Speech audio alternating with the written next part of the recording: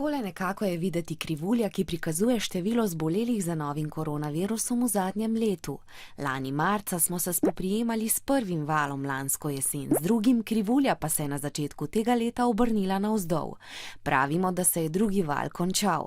Zdaj pa se spet obrača navzgor in riše tretji val.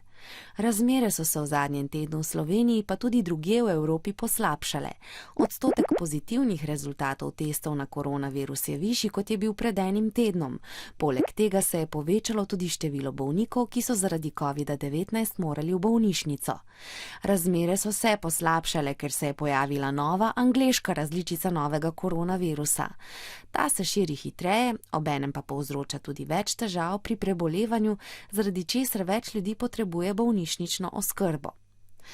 Po odprtju šol je zbolelo tudi več šolarjev, vrtičkarjev in delavcev v šolah in vrtcih. Trenutno je v karanteni več kot 200 oddelkov osnovnih šol, okuženih pa je skupno več kot 500 osnovnošolcev in njihovih učiteljev. Dobro je, da je zdaj manj bolnih med starejšimi, saj so ti najbolj ogroženi. Ta starostna skupina je bila večinoma že cepljena in je zato zaščitena. Torej, epidemije ni konec. Še vedno je zelo pomembno, da zračimo prostore, umivamo roke, skrbimo za ustrezno varnostno razdaljo in nosimo zaščitne maske.